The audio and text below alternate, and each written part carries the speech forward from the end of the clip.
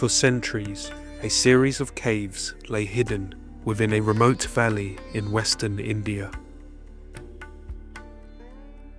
Inside are some of the greatest surviving paintings of the ancient world. Yet these caves were not built to be admired from afar. Today we explore Ajanta.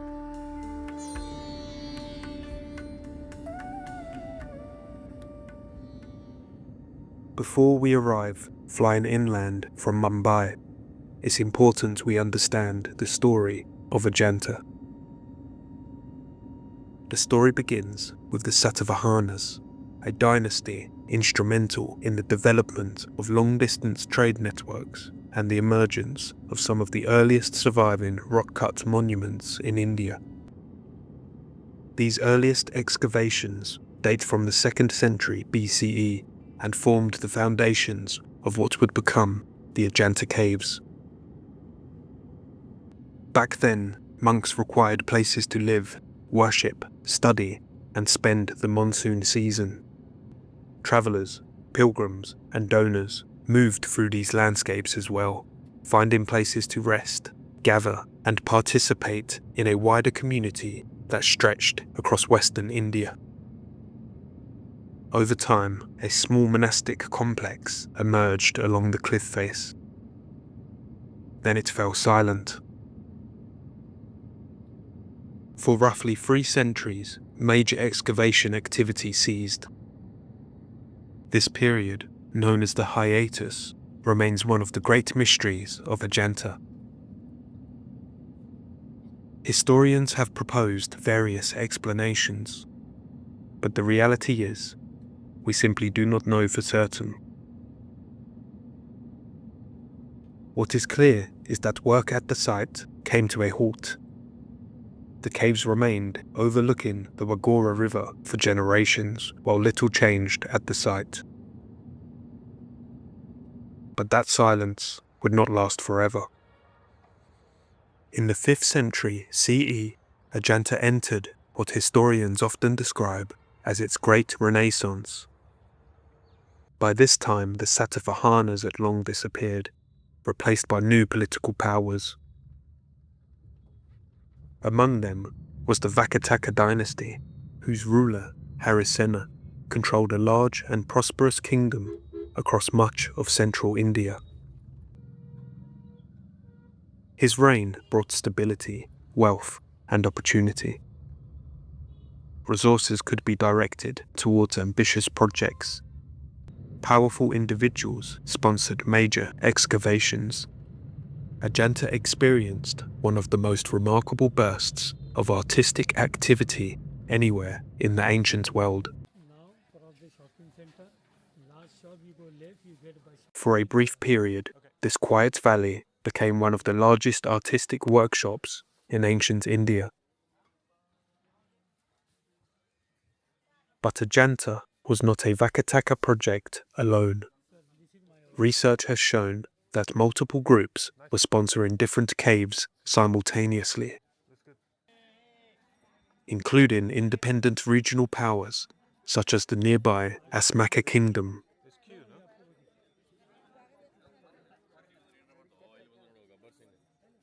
The result was a remarkable situation.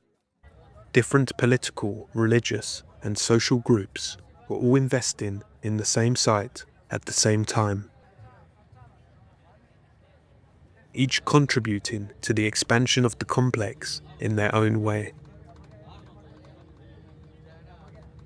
Sponsoring a cave here was more than an act of devotion. It was an opportunity to associate oneself with one of the most important religious centers in the region.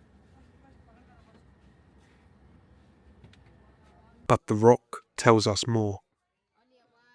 Even the Great Renaissance had its problems.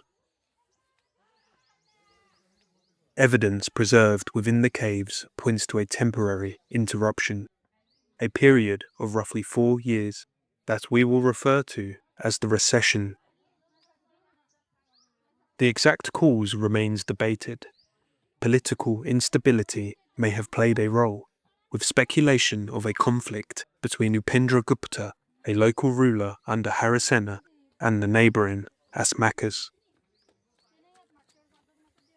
Whatever happened during the recession, the site that emerged afterward was not quite the same. The Asmakas appear to have gained influence. Some of the most ambitious caves belong to this final phase. Then the final blow came. In 477 CE, the ruler whose authority had maintained stability across much of this region was no more.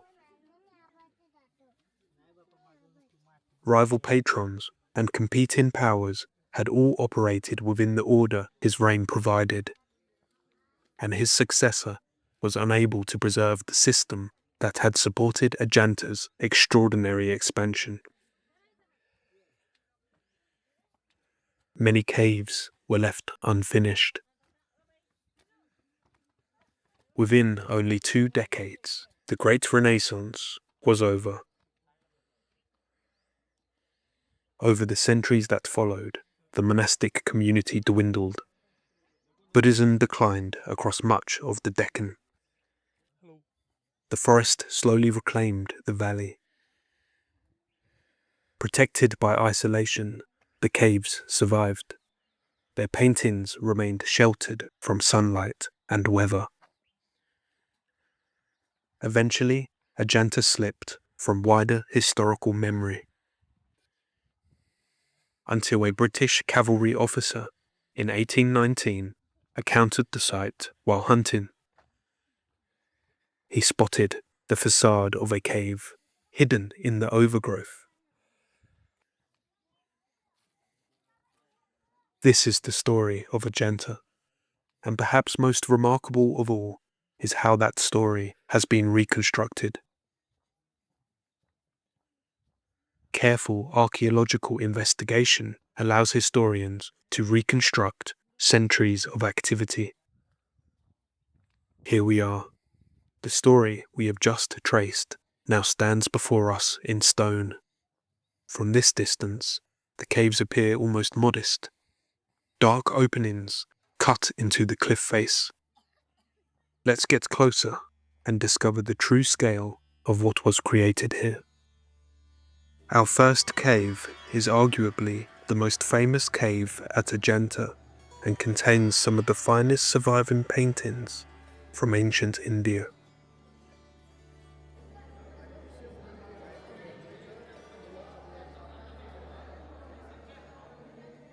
Hidden at the rear of the cave is a dedicated chamber housing the Buddha himself. He sits in the Dharma Chakra Mudra, the gesture of turning the wheel of the law. This reflects the Buddha's first sermon following enlightenment, when he set the teachings of Buddhism into motion.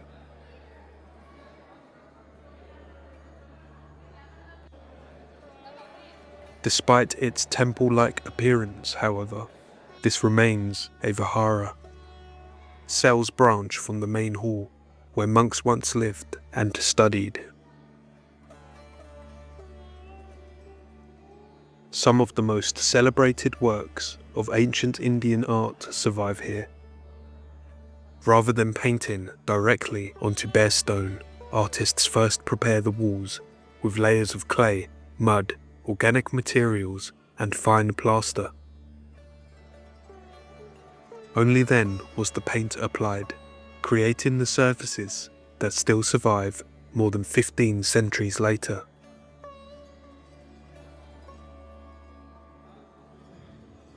The most famous image in this cave is this depiction of Padmapani, the lotus bearer, a form of Avalokiteshvara, the bodhisattva of compassion, a character we have encountered repeatedly. He stands adorned with jewelry and holding a lotus flower. The image has become an icon of Indian art, celebrated for its grace, expression, and remarkable sense of humanity.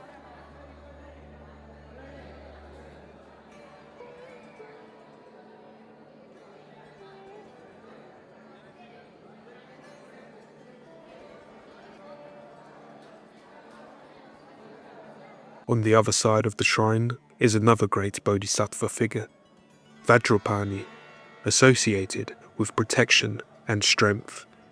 He serves as a guardian presence linked to the Buddha. Interestingly, many of the stories in this cave have a common theme: kingship. Again and again, the paintings return to rulers, princes, courts, and the responsibilities of power. Yet these are not stories celebrating authority for its own sake. Instead, they explore how power should be used, when it should be surrendered, and the moral obligations that come with it.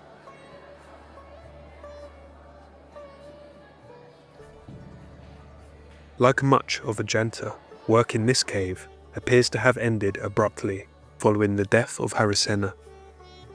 In many ways, this cave stands at the very height of Ajanta's achievement and at the threshold of its decline.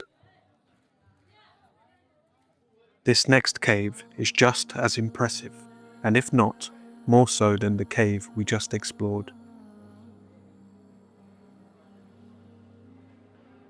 Significant traces of painting survive on the porch, entrance ceiling, and pillars, giving us a rare glimpse into how the decorative program extended beyond the interior.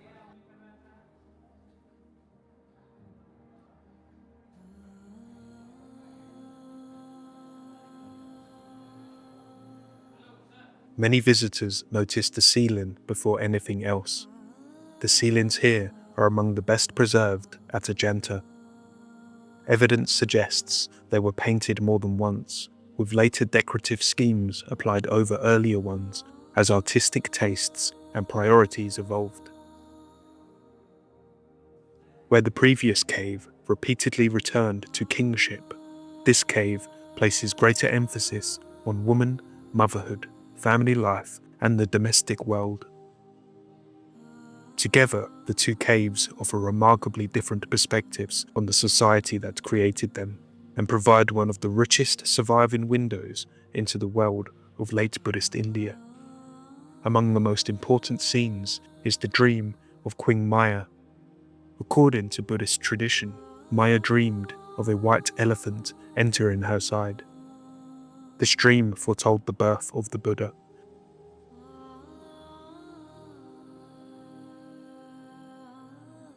Like much of Ajanta, this cave preserves evidence of the abrupt end to the site's final flourishing.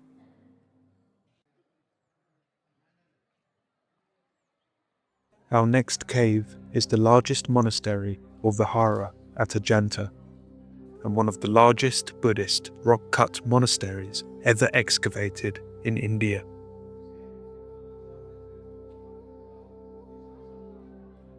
Just imagine the quantity of stone that has been removed from this mountain to reveal this enormous open space. Yet, despite its immense scale, again, it was never completed. Throughout the cave, rough surfaces, unfinished details, and incomplete carving preserve evidence of interrupted work.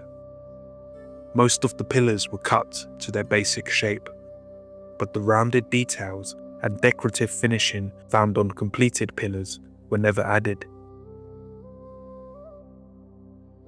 One of the most fascinating aspects of this cave is that the builders encountered serious problems with the rock itself. Evidence suggests that part of the cave had to be reworked as construction progressed, forcing the builders to adapt to their plans. This is a useful reminder that the builders constantly responded to the realities of the stone in front of them. To compensate, additional rock was removed from the ceiling, and parts of the floor were reworked, creating a larger interior than originally intended. As a result, even the Buddha within the shrine may have been enlarged to match the increased height of the excavation.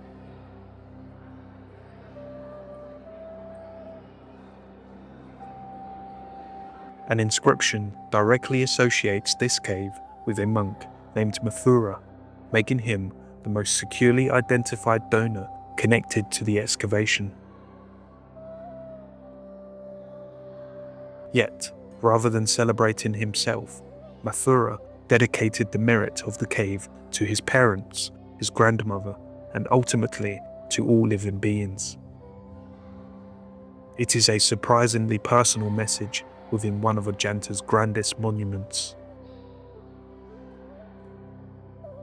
Despite the unfinished state of the monastery, the shrine was completed. At the rear sits a large seated Buddha, the spiritual heart of the cave. This tells us something important. Even when resources became limited and work elsewhere slowed, completing the sacred center of the monastery appears to have remained a priority. Notice that the Buddha does not occupy the shrine alone. Figures accompany him on either side. By Ajanta's later period, these were not simply decorative additions, but increasingly important parts of Buddhist devotional practice. Even in a cave where work was interrupted and many details remained unfinished, completing this wider devotional arrangement appears to have been considered important. Although the caves themselves have changed dramatically over the centuries, becoming larger, more elaborate, and increasingly focused on monumental images of the Buddha, their original purpose endured. Monks were still residing within these excavated spaces, just as they had during the site's earlier Satavahana phase, hundreds of years before. London, UK.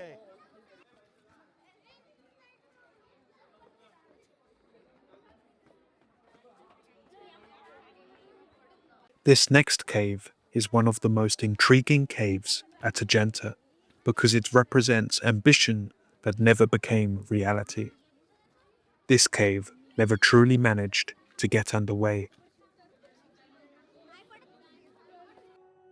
We can see here where two pillars have begun to take shape. It is almost as if the workmen have only recently set down their tools. Ironically, the most impressive part of this cave is not the cave itself, but the entrance. Although much of the monastery was never completed, significant effort was invested in the doorway and facade. This tells us something important about how these caves were created. Excavation did not proceed in a simple front-to-back sequence. Different groups of workers could operate simultaneously. While some cut deeper into the rock, others shaped pillars, carved decorative details, and refined completed surfaces. As a result, the cave preserves something rarely visible elsewhere at Ajanta: the process itself. As we continue along the cliff face, this next cave immediately stands apart from those we have explored so far. Above us, a second cave rises over the first. Impressive, considering this was once a solid mountain. We begin on the lower level.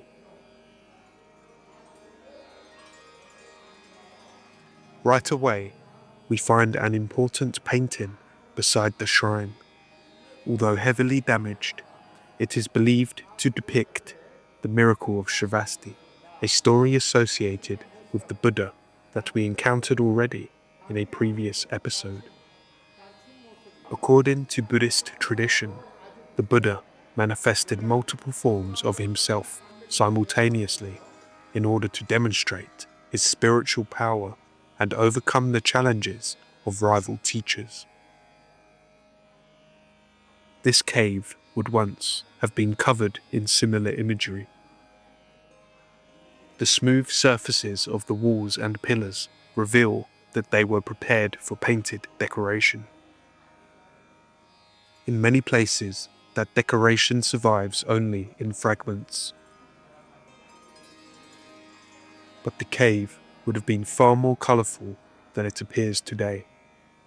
Its surface is filled with stories, teachings, and devotional imagery.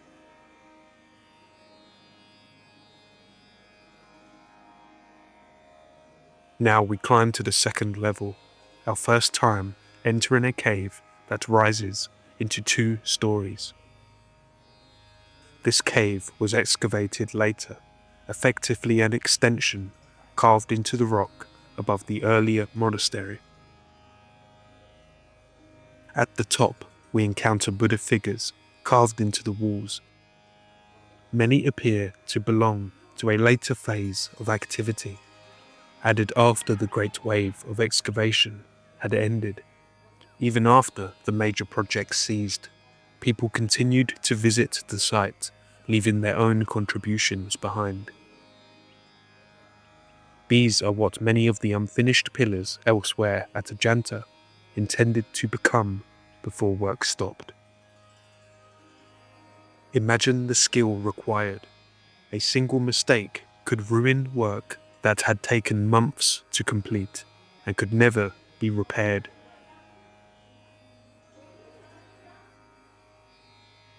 Again, we find a shrine at the rear, creating another focal point for devotion. Buddhas, bodhisattvas, attendants, and protective figures occupy multiple locations throughout the cave, reflecting a religious world that had become increasingly image-centered. Earlier monasteries often focused attention upon a single primary object of worship.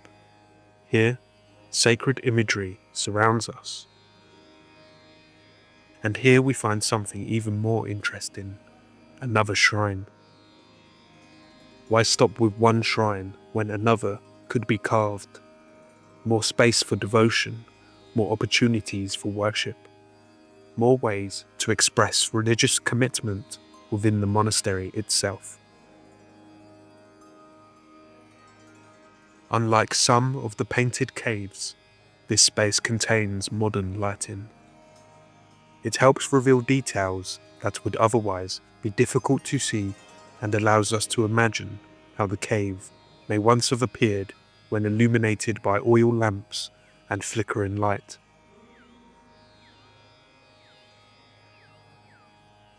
And yet again, another shrine.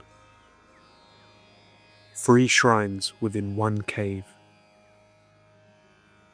What began centuries earlier as comparatively simple monastic spaces had evolved into increasingly elaborate devotional environments. Around the edges of the hall, monastic cells continued to line the walls. Monks still lived here, studied here, meditated here. The architecture evolved, the imagery evolved, the religious world evolved, but the monastic tradition itself endured.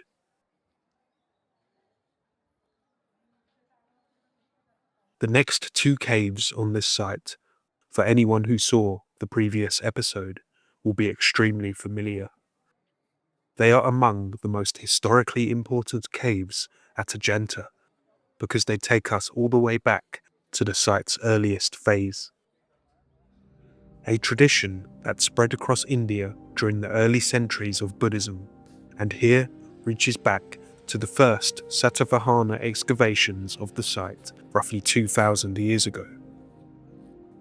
In fact, it is one of the oldest surviving caves at Ajanta. From the outside, perhaps you recognize the Gavaksha. More than just an architectural feature, it became a symbol of spiritual opening throughout Indian rock-cut architecture. Inside, the stupa remains the heart of the cave. Not a Buddha, not a shrine, a stupa, simple, restrained, designed for movement rather than direct viewing. Yet, if we look carefully, we can see that later generations did not leave the cave untouched. Bodhisattvas appear on the pillars, an evolved practice of Buddhism layered onto the structure of its deeper origin. In many ways, this cave encapsulates the entire story of Ajanta. Different generations return into the same sacred space, each leaving their mark upon it while preserving the monument at its heart.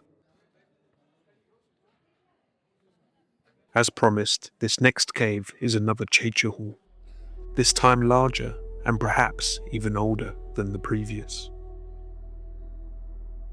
Again, there are multiple layers here, with the stupa, the oldest form, as the central focus, and the pillars adorned with later bodhisattva paintings. This cave also occupies a special place in modern history. When Ajanta was discovered by the Western world in 1819, when a hunter stumbled across the site, this was the first cave he saw through the overgrowth. His famous inscription can still be seen today, unfortunately carved directly onto an ancient painting. This tiny shrinelet here demonstrates how intensely the area around the ancient Chaitya halls continued to attract devotion during the site's last years.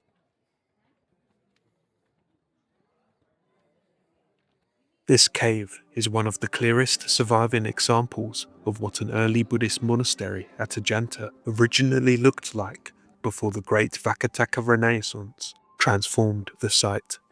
Imagine this cave alongside the early Chaitya halls we have already explored, and we begin to see what Ajanta would have looked like during its Satavahana phase. Not a landscape of colossal Buddhas, elaborate paintings and vast shrines, but a working monastic community centered upon worship, study, and daily life. For the Vakatakas, this cave was already ancient.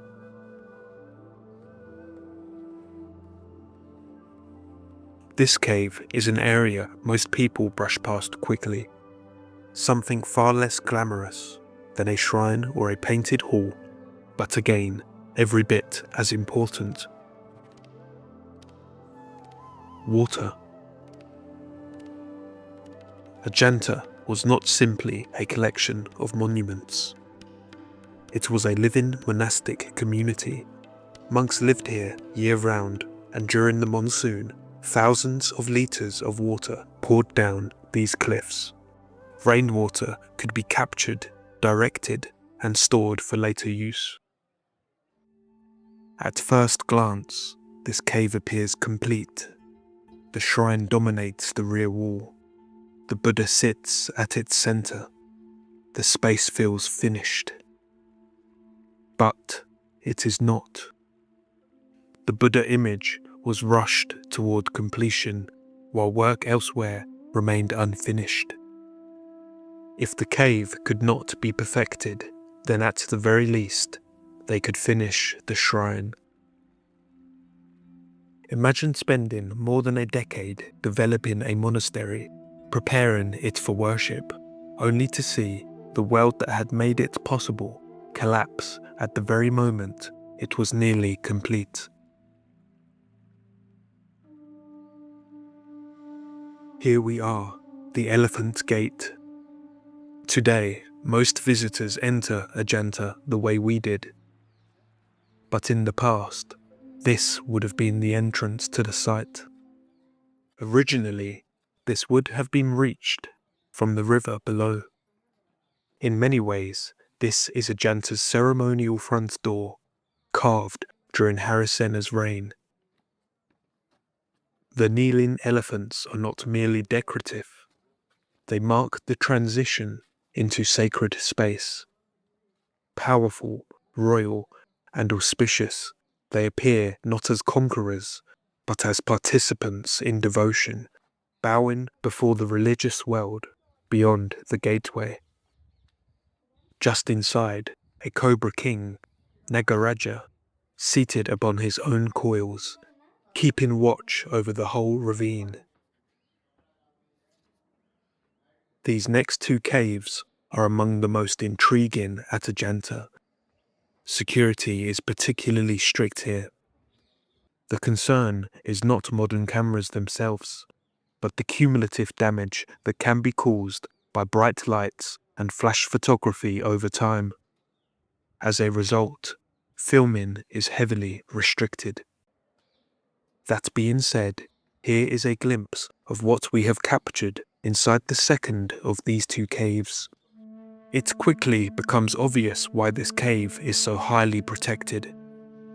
It preserves one of the most extensive collections of narrative painting anywhere at Ajanta. Every available surface seems to contain a story. Look closely, and we find palaces, clothing, jewelry, furniture, musicians, processions, animals, and architecture. It is one of the richest visual records of life in ancient India ever preserved.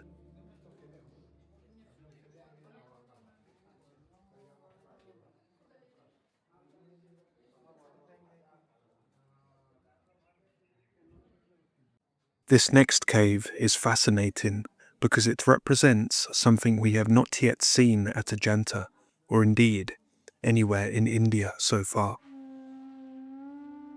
By the time this cave was excavated, the great age of Chaitya halls was already centuries in the past. The Vakatakas lived among them. They inherited a landscape shaped by generations of excavators before their time. Everything we have learned so far might lead us to assume this cave belongs to the early Satavahana phase. It does not. This is a Vakataka creation, a new Chaitya hall built 700 years after the first at this site. It is not layered onto an older monument, nor merely adapted from one.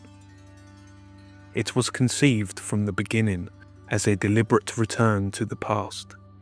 Even the ribs above tell a story. Those who watched the previous episode will understand their significance, this time carved in stone rather than timber. The pillars are among the most elaborate of any Chaitya hall we have seen, even when compared to Kala. In fact, with this cave positioned just above the original entrance, it is believed to have been intended to be the devotional center of the site. And yet, for all its splendor, this cave carries the same tragic story that shadows much of Ajanta. There is remarkably little evidence that it was ever used for long. Few signs of the crowds, ceremonies, and devotion for which it was created. Once again, we find a shrine-centred monastery, far more elaborate than much of the surrounding cave. It appears to have been prioritized during the final years of Ajanta's Renaissance. Completion of the sacred core mattered more than completion of the architecture. If the monastery could not be perfected, the Buddha could still be installed. The Buddha does not simply occupy a shrine at the rear of the monastery, but appears to inhabit a separate space entirely. This bridge is of course modern, providing stability and accessibility for visitors not accustomed to the terrain of the ravine. Interestingly, every cave at Ajanta seems determined to justify its own place in the story. This cave is no exception. The pillars are among the most elegant at the site. They are not as flamboyant as some of the later examples, yet their proportions feel exceptionally refined. The familiar story of Ajanta returns. The Buddha image appears to have been rushed towards completion during the final years of the site's activity. Decorative programs were simplified, paintings remained unfinished. Ambitions exceeded the time available. Unlike some neighbouring caves, however, there is strong evidence that this monastery was genuinely occupied. In many ways, this cave captures Ajanta at its most human form. Not merely a monument frozen in time, but a monastery that evolved, adapted, and continued to function as the world around it gradually began to change. This cave is one of the most interesting unfinished caves at Ajanta because it occupies an awkward position between ambition and abandonment. Yet although we have seen many unfinished caves throughout the site, we have not seen one quite like this. The shrine itself has been excavated, the space for the Buddha was prepared, the rear wall was smoothed and ready. Yet the image was never carved. This cave came astonishingly close to completion. This cave preserves failure, not the failure of skill, effort, or ambition, but the failure of time. Again, we find another unfinished cave, not even fully excavated. Yet this cave is particularly valuable because it allows us to see the excavation process itself. Notice how the work does not progress evenly. The cave was cut from the top down, with different teams working simultaneously in different areas. Some sections were almost complete, while others remain little more than rough stone. Even the pillars survive in an earlier stage of their creation. Large square blocks waiting to be gradually shaped into their final forms. This cave is a snapshot of Ajanta at work. We can almost see the organization behind the project.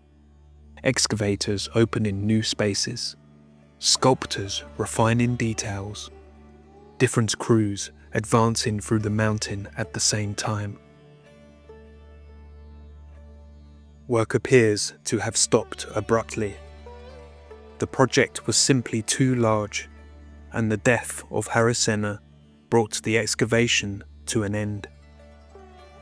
This was one of the last great undertakings at Ajanta. Had it been completed, it would likely have been one of the largest monasteries on the entire site. We approach our final cave at this site, a worthy end to some of the greatest and most impressive caves in India. From the outside, we should already know what awaits us within. The cave is one of the greatest monuments at Ajanta, and in many ways the culmination of the Chaitya hall tradition that began centuries earlier with sites such as Bhaja, Kala, Kanheri, and the Satavahana phase of this site. We have seen this form before, a Mahayana Buddhist Chaitya hall, not ancient, but a later interpretation of a tradition that was already centuries old. By the time this cave was excavated, the Chaitya hall belonged to the past. Yet here, it returned in one of the most ambitious forms. Originally, the cave was approached from the river below by a monumental staircase. The experience would have been dramatically different from today.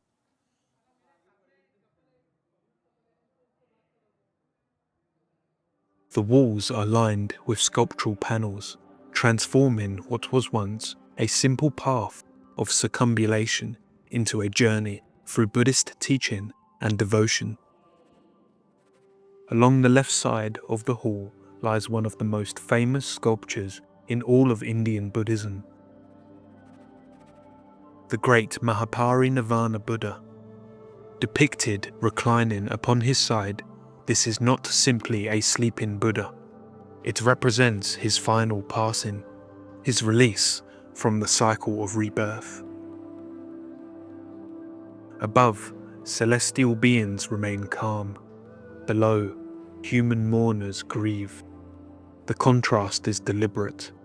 For those still bound to the world, there is loss. For the enlightened, there is liberation. Nearby, we encounter another major sculptural panel. Mara's assault upon the Buddha before enlightenment. Together, these scenes create a remarkable pairing. The struggle before awakening and the final release at the end of a lifetime of teaching. Beginning and end, carved into the same sacred space.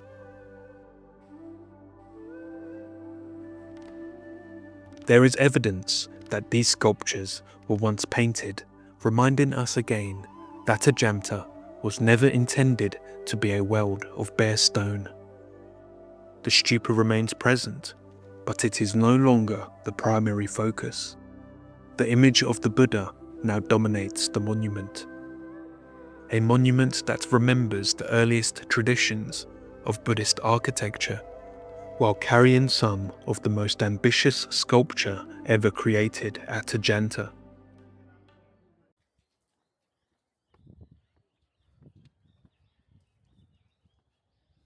And so we have come to the end of our visit. Not simply the end of a cave complex, but the end of a story that unfolded across more than 7 centuries.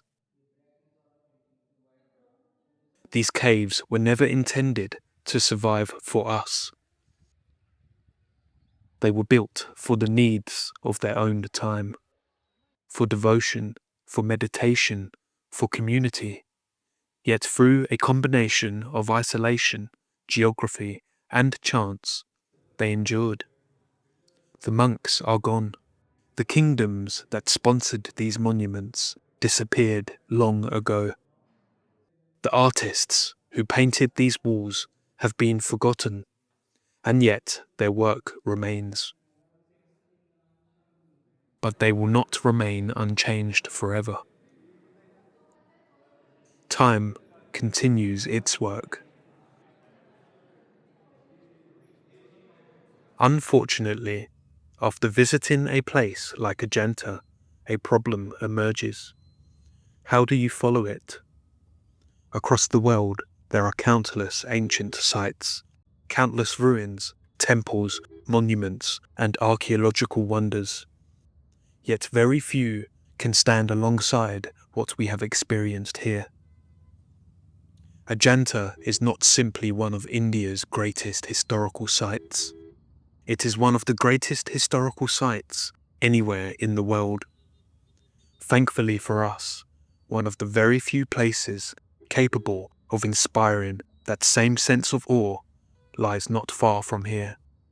Tomorrow, we travel to Ellora, a site where entire mountains were transformed into temples, monasteries, and sacred spaces over centuries of excavation. A site whose achievements rival anything we have seen here. And at its heart stands one of the most extraordinary monuments ever created by human hands. The Kailasa Temple, one of the most impressive feats ever achieved by humanity.